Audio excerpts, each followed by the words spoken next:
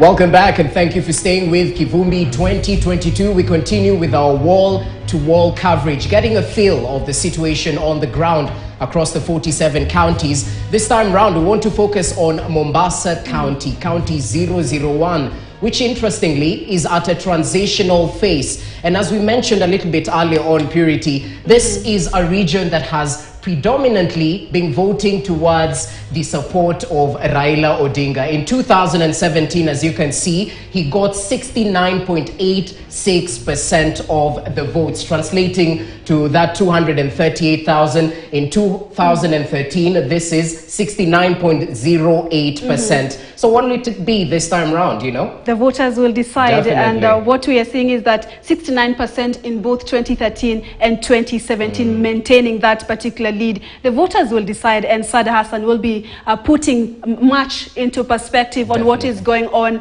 in Mombasa County and how the ground is like. But just before we speak with Sada Hassan, let's now cross over to Narok County, where Emmanuel Tor is camping and just bringing us to speed on what is going on actually in two counties, that is Narok and Bomet counties. I don't know whether you're in Narok or Bomet County, but it's over to you, Emmanuel Tor.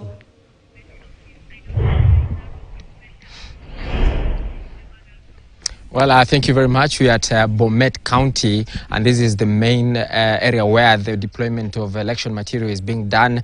And we are covering both Narok and Bomet counties, respectively, during this election. And of course, earlier today, we were in Narok County, and we saw the dispatch of the electoral material going to the 6 constituencies in Narok County. That is Narok East, Narok West, Narok South, Narok North, Murwadi, Kir, and Kilgoris. And of course, here in Bomet County, it is the same process for the 5 constituencies and 25 wards here, where about 350 something voters are supposed to turn up tomorrow for the election, and of course going into that heated election. And of course for the Senate seat here, we have the Wakili Hillary Sigay, who is vying under the UDA ticket, and of course Nick Salat, who is the KANU candidate. And of course for the governor seat, the former governor Isaac Ruto is trying to make a comeback under his party, that is Chama cha Mashinani, and of course going head to head with the current governor, Professor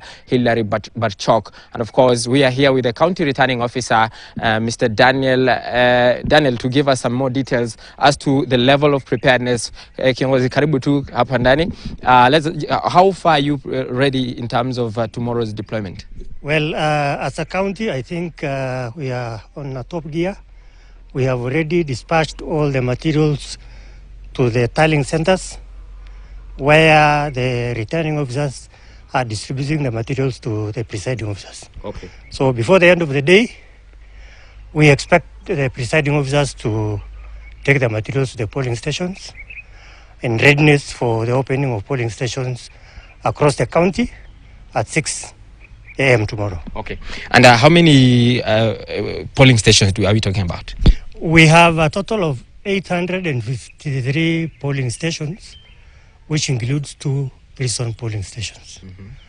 And which are these 2 prison stations? One is in Bomet East, and another one is in Sotik constituency. Sotik. Yeah. So we expect the inmates to participate in the polling tomorrow, or voting tomorrow, and they will vote for the president. Okay. And lastly, about us as journalists getting to tally with you, is it allowed?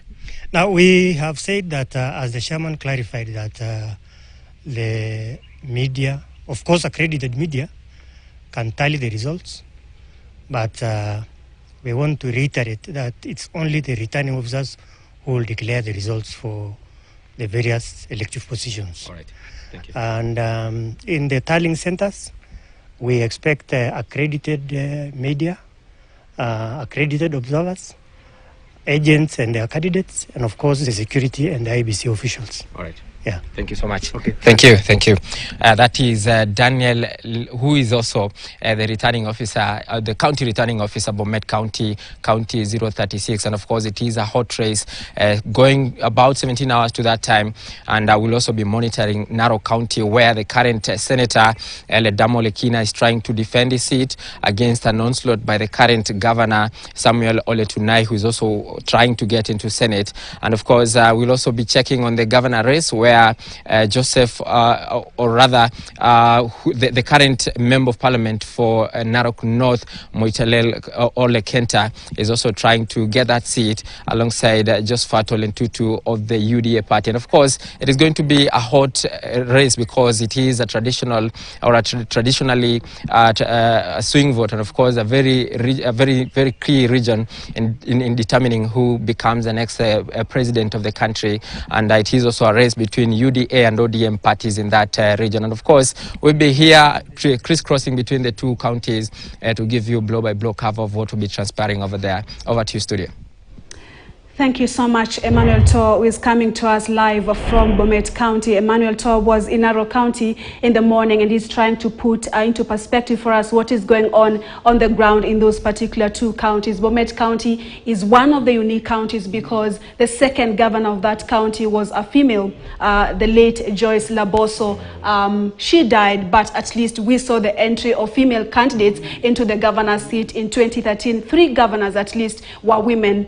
We had the late Joyce Laboso, Charity Ngilu of Kitui County, who is not unfortunately defending her seat, and Kirinyaga governor, she is defending her seat, Anne Waiguru, 3 of them. And Jesse, interestingly, this time round, we have at least 10 female candidates who are eyeing the governor's seat. Okay, UDA carrying the day as far as governor's position is concerned. They have close to 7 candidates who are female governors candidates. Therefore, it's an interesting thing to see because since 2013, this is the time that the country is witnessing a huge number of female candidates that have been cleared by the IEBC. Well, you definitely talked about the late Dr. Joyce Laboso, and as you mentioned it correctly, in 2017, perhaps she was the winner in the gubernatorial race right now, flooring the previous governor who served between 2013 to 2017, the Chama cha Mashinani party leader, Isaac Ruto. As you can see, Joyce Laboso emerged victorious with 67.19% of the vote.